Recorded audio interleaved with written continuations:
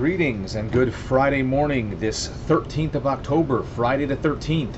And if you're still keeping track, it is still the third decade of the 21st century. If you're new to my channel, I always open with that. And if you're having trouble doing the math, allow me to help you. From 2000 to 2009, that was the first decade of the 21st century. From 2010 to 2019, that was the second decade of the 21st century. Since 2020 till now, we are in the fourth year of the third decade of the 21st century. And why do I say that? Well, if you're not familiar with my channel or what sort of things I talk about on this individual channel, I always use that to sort of highlight the fact that here's where we are, where people predicted us to be at this point in our evolution of humanity, and what sort of things we're dealing with and talking about. If you're not new to my channel, I apologize for my absence. It's kind of the conglomeration of a bunch of things. As topics and information becomes available, I want to talk about it, but then something else happens and I get distracted and I forget to talk about the original topic because I'm thinking about a new topic and the other topic, or other things just get in the way, like trying to get my costume ready for Halloween, which it won't be ready. I've just had to make peace with that. And I've been trying to clean up the shop in some way, shape, or form, especially for my other channel, J Vegas Nerds. So I apologize if that sounds like an excuse, because usually there are no excuses. It's just, it is what it is. I just haven't gotten around to making a video. So with that being said, what's this video going to be about? So this video is going to be about faith and belief, and not necessarily from the strictly religious perspective, but basically when someone or a group of individuals has faith or belief in a particular subject or concept. It's not a topic that's new to me. It's not a subject that I haven't discussed before, but I'm not one of those individuals that demands the likes and the notifications and the subscriptions. I'm not in this for monetization. I'm not in this to satisfy my ego. The most selfish thing I do is make these videos for my own personal therapy, my own personal catharsis. And whether or not anybody wants to get involved in the conversation, I open up that opportunity to have an honest and objective conversation, even if we don't agree. I at least have one viewer that mostly doesn't agree with me on a lot of different things, but recognizes that we need to have these conversations. And then I got another buddy who we probably see eye to eye on a vast majority of issues, and there's maybe some that we don't see eye to eye on, and that also could be the subject of this video.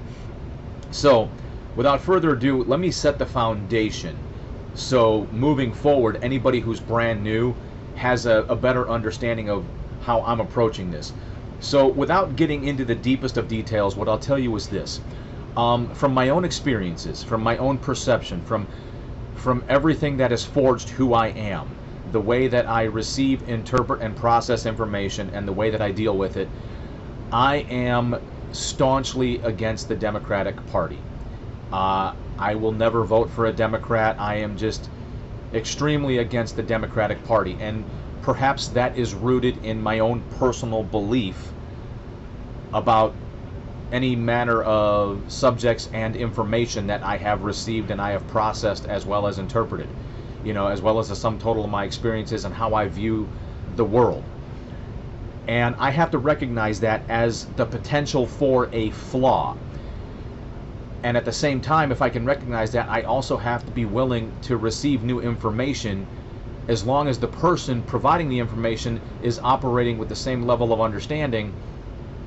There needs to be this agreed upon standard that we're not under any obligation to agree. You can think and feel the way you do, I can think and feel the way I do. And so hopefully if you kind of understand my foundation of where I'm coming from, you can maybe understand how I'm presenting this information. With that being said, does that mean I hate Democrats? I don't know. I don't want to say yes and I don't want to say no.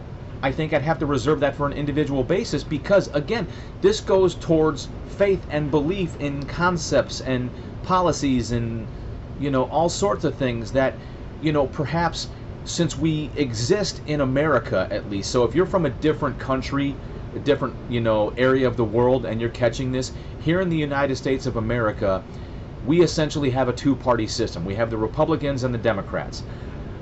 I hate one. I'm not in love with the other one. I would prefer new parties that better represent the people versus agendas, so to speak. Whether those agendas are bought and paid for by lobbyists or whatever the case may be. I think a lot of us exist in an area known as the purple. So you see the Republican Party is represented by the color red, and they also, underneath their umbrella, they provide coverage for the conservatives. And then the Democratic Party has a much larger umbrella. Their color is represented by blue, and they represent liberals, lefties, socialists, communists, you name it. They represent everybody that is not represented under the Republican umbrella. And I don't like that it exists in that way, which is why I say when you merge red and blue, you get purple. I think a lot of us exist in the purple. And what I find so uniquely interesting is a lot of people that cannot commit to being red find themselves in a position when they're being ostracized, when they're being canceled, when they're being banned, when they're being treated unnecessarily or unfairly, rudely or crudely from the blue side, the left side, because they're not blue enough, they're not extreme enough in their beliefs.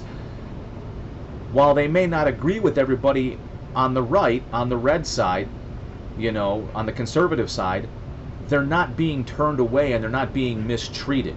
Now, I'm not going to say that there's not extremists within the conservative faction, within the right, you know, the right faction, within the Republican Party.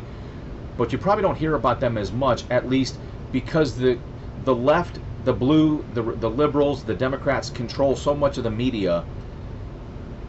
They excessively report on these fringe micro groups and report less on the extremist groups within their own socio-political belief system. And I'm not trying to be a hypocrite. I understand, because of my belief system, that's how it's causing me to view the world a certain way versus objectively be like, wait, hang on a second, is that entirely true? I honestly believe it to be true. I honestly believe that the majority of media networks, with the exception of a couple, are not calling it down the middle. It's either heavily biased towards the left, which is the majority of media, and then a couple of organizations over here on the right that are heavily skewed to the right, with a very, very small minority trying to call it down the middle.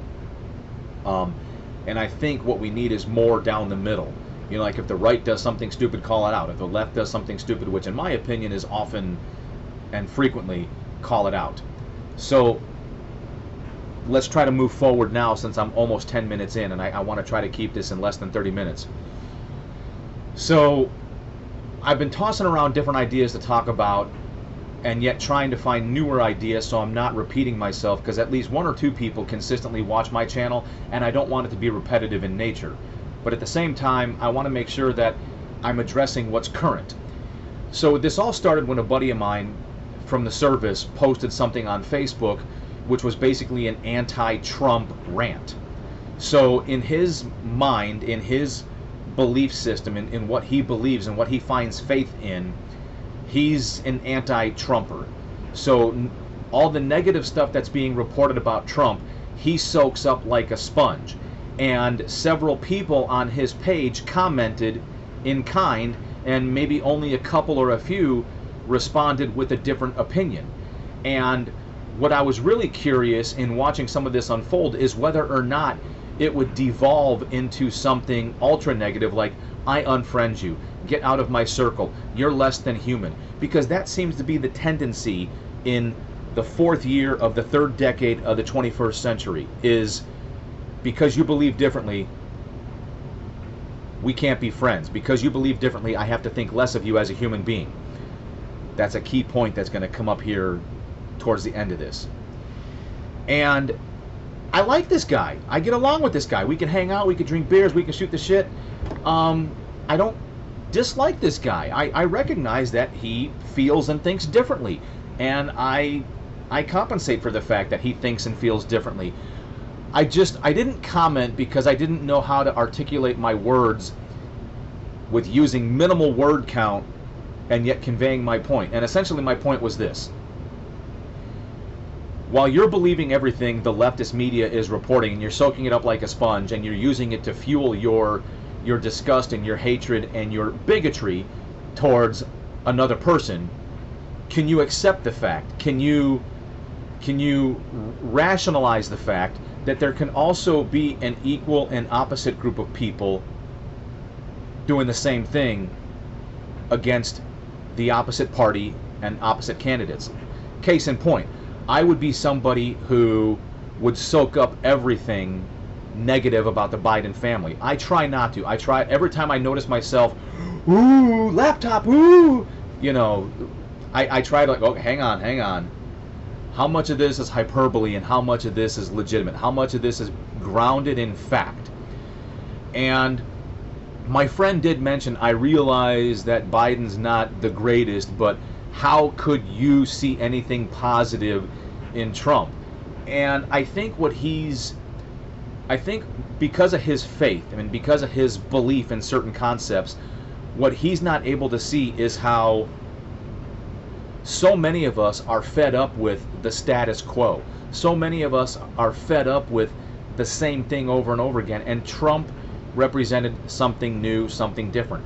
Much like Barack Obama did some almost 16 years ago, when he didn't really bring anything different other than skin complexion, but he presented himself in a way that other candidates of his same melanin did not present themselves. And it was, for a lot of people, it was so refreshing and it was so different that they could, you know, and God bless them, they could care less about political affiliation. They could care less about policy. They could care less about stance on certain issues. And I'd hate to think that a lot of people are the same way with Trump, as in, they're not looking at what he stands for. I'm looking at what he doesn't represent versus what he does represent. And then, of course, what also fascinates me is whether or not your faith and your belief can blind you to the obvious. Like the way that the left, the Democrats, the blue, whatever, are currently weaponizing systems of government to essentially attack and go after and attempt to delegitimize former President Trump and his supporters and people in his circle, I think is dangerous, because the only time we've ever seen that is within the Communist Party, whether in North Korea, China, Russia, the former USSR, and other communist nations, or socialist nations, where they had to silence, where they had to ostracize, where they had to basically, in many, many cases, eliminate, as in kill, political dissidents. And what I see and what so many others like me see, so, that's where I'm trying to show you that balance. You think and feel this way and can't rationalize any good or can't rationalize anything positive about one party and a group of people, and the same thing is going on the other side. They can't see or rationalize anything positive with the other.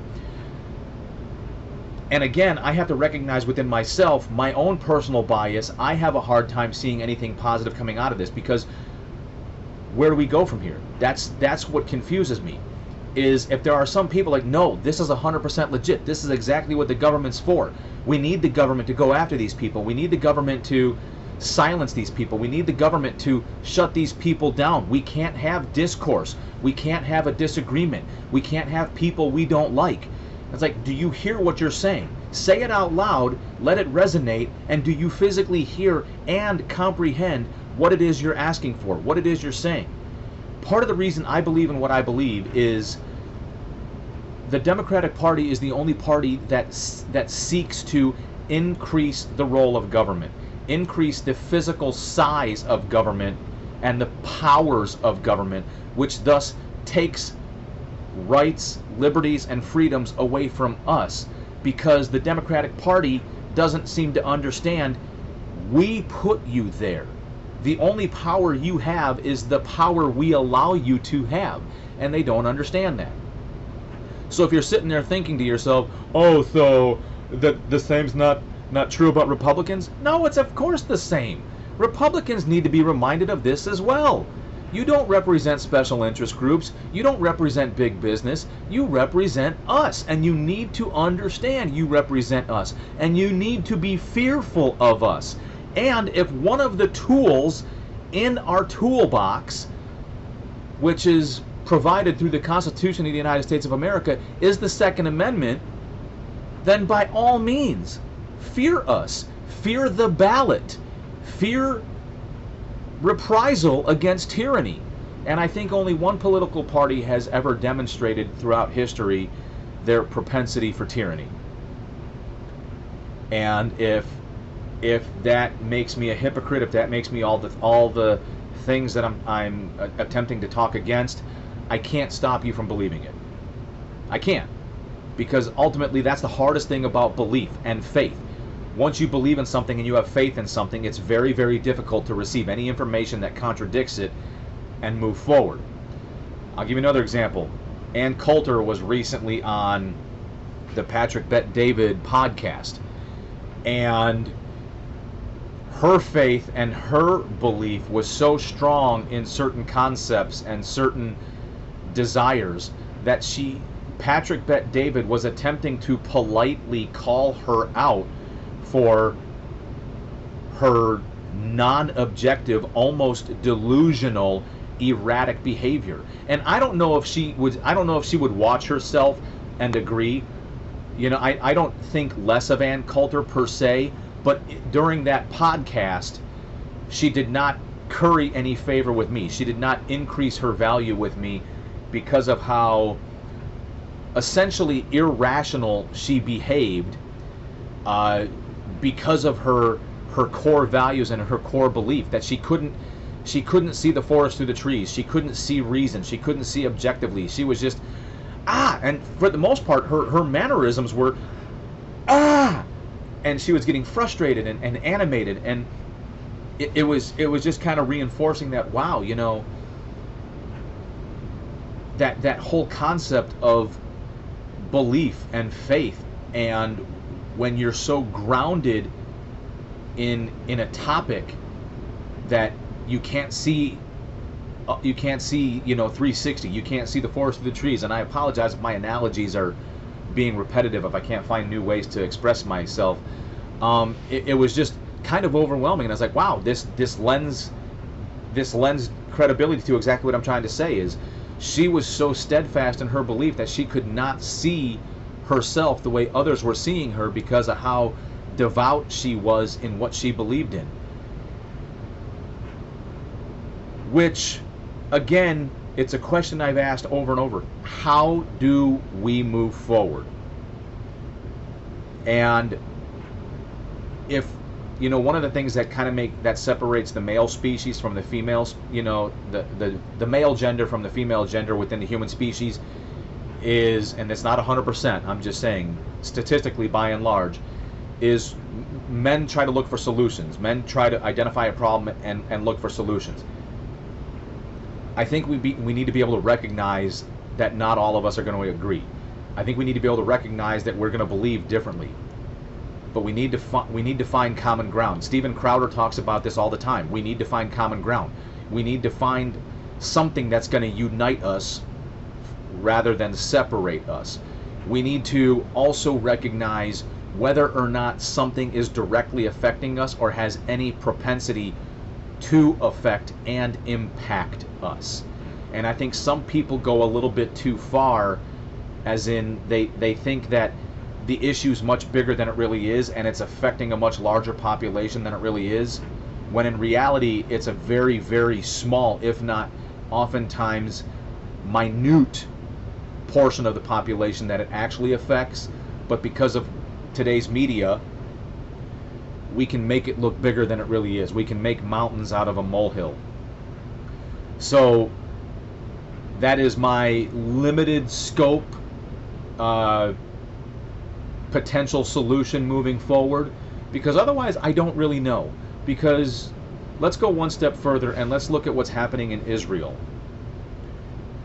And I got a buddy of mine who we have somewhat differing opinions, and yet we don't. So if I was to dumb this down, if I was to overly simplify this, essentially at some point in history you have a group of people like NATO or the United Nations or some variation of that basically gave the land of Israel to the Jews. Israel may not have been, you know, completely solidified at the time, but they gave the land that is now Israel to the Jews, even though there were people there. Kind of like when the colonials came here and the Native Americans were already here, and while they had some good working relationships with the Native Americans, like, okay, you can have this land because there's still plenty of land, not every Native American felt the same way. So within the different tribes of Native Americans there was infighting, and then of course there was fighting with the colonials. And I'm sure within our own scope of American history we can find some less than positive things. And I'm sure somebody who's a scholar, somebody who really immerses themselves in this, could probably contradict what I'm saying or provide so much greater detail on the subject. I'm just trying to simplify it. Basically, the Jews moved into Israel even though there were ethnic groups already there that may or may not have believed in Judaism. So culturally speaking, you have differences between a cultural group of people, regardless of belief, who are like, hey, this was our land. And in some regards, the Jewish Israeli people, which ironically, Israel itself is basically a conglomeration, because like when you look at Jerusalem and whatnot, it's like the holy ground for all three major religions when you think of Judaism, Christianity, and Islam. But I digress. The Jewish governing body of Israel has tried to concede, you know, the Gaza Strip, Palestine, all these different things, but apparently it's never enough. And then on top of which, you add to it the concept of religion, the fanatical groups within Islam, which, if there's 1 billion Muslims in the world, and on average scholars and experts believe that somewhere between 15 all the way to 25% of practicing Muslims believe in the fanatical belief of jihad and purging the world of Jews, then Christians, that makes 250 million Muslims that seek to eradicate the Jews and then conquer the Christians. So, and I'm simplifying this. I'm not trying to drag this out any further than I have to. And that is all heavily rooted in belief. These are people who believe so strongly in this, they have faith in this, and they can't be reasoned with, they can't be bargained with, they cannot be shaken from this belief. And then they furthermore act upon it, because apparently somewhere within the Quran there are words pertaining to physical conflict and struggle against non-believers, or physical conflict and struggle against the Jews and what needs to be done. Just like preachers and priests and men of faith on the Christian side, with all the different denominations, Catholicism, Protestant, and so on and so forth, could find excerpts and interpret specific parts of the Bible to convince people to rise up and take up arms and do violence against others. Apparently the same thing's happening with the Quran. And I don't want to put down a group of people just because of a book and their belief system, but I will identify that as many as 25% of practicing Muslims do have an extreme belief system and an extreme value system. So much so that because of their faith, because of their belief, nobody's innocent, to include children. If children do not believe as they do, then children are equally targets of opportunity in this religious war. For some of us, that is wrong. That is morally and ethically wrong, regardless of religious belief. But for them, it's not. And in this particular situation, if one group is fighting for survival, then I don't think you can have quarter. I don't think you can, if there's never been a propensity to reason with these people, if these 25% cannot be reasoned with, if they are so steadfast and profoundly sturdy within their belief of this fanatical version of Islam or this fanatical belief system, then they can't be reasoned with. They can only be dealt with in one way, shape, or form. Either they need to be eliminated or they need to be incarcerated or both. Because otherwise, what they seek to do is essentially take over the world. Kill the Jews, convert or kill Christians, convert or kill non-believers. And I'll share with you this so that I can finish up at the 30-minute mark, if not sooner. I did 3 deployments to Iraq. I did the invasion of Iraq in 2003. I deployed to the Fallujah area. For those who've been there, I deployed to Nasr wa Salam.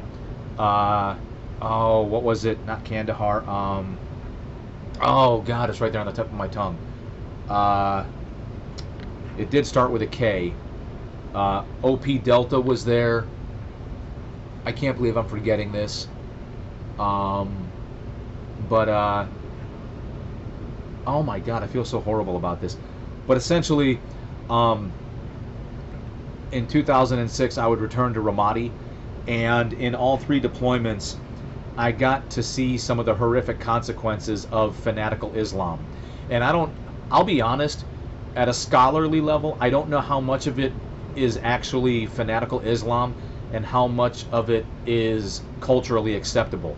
Because culture can often be the root of everything, in which case religion is used to support culture, or vice versa. Culture is used to support religion. But I got to see some of the horrific effects of either fanatical culture, fanatical Islam. And my own interpretation is these are not people that can be reasoned with unless they choose to find a different way, unless they choose to see new information, hear new information, process new information to change who they are.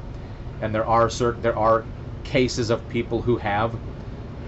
For these people that are willing to take up arms and make every effort possible to eradicate the Jews, to kill or convert Christians, and to kill or convert non-believers, I don't know of a solution other than kill or capture. But I don't know that they can be allowed to roam freely. So with this war in Israel, I believe the people have a right to defend themselves. Whether decades and decades prior there's been this long, battle and discussion about who deserves to be where, I think that discussion can be had, but I think ultimately people have a right to exist, and people have a right to defend themselves against the threat of harm, the threat of death. And when one group of people chooses to attack what they call targets of opportunity, so they militarily deem them targets of opportunity, but they're civilians. They're unarmed, innocent civilians who just don't believe the same way they do, and children who haven't even had the chance to grow old enough to make responsible decisions. I think anybody who opposes them has every right to defend themselves with as much might and as much fury as they can muster. But that whole conflict that's taking place right now is because of belief and faith, and people acting upon it, and people acting upon it without what most rational human beings would call using reason, using ration and using objectivity. That's all gone. It's either this way or no way at all. And if that's the way it's got to be, I think there's only one way to deal with it. But here's the thing. My channel's open. It's not a restricted channel. I open this channel to anybody who wants to have a conversation. I humbly ask that we try to keep it respectful. Even if we don't agree with one another, we try to keep it respectful. You can share your thoughts. You can share your opinions. I'm not a big channel. I'm not looking for monetization. I'm not looking for the likes or the subscriptions or the notification bells. I'm just trying to open up the opportunity for conversation with anybody and everybody who wants to get involved. Mike, I look forward to hearing from you because you're always blowing up my Facebook Messenger.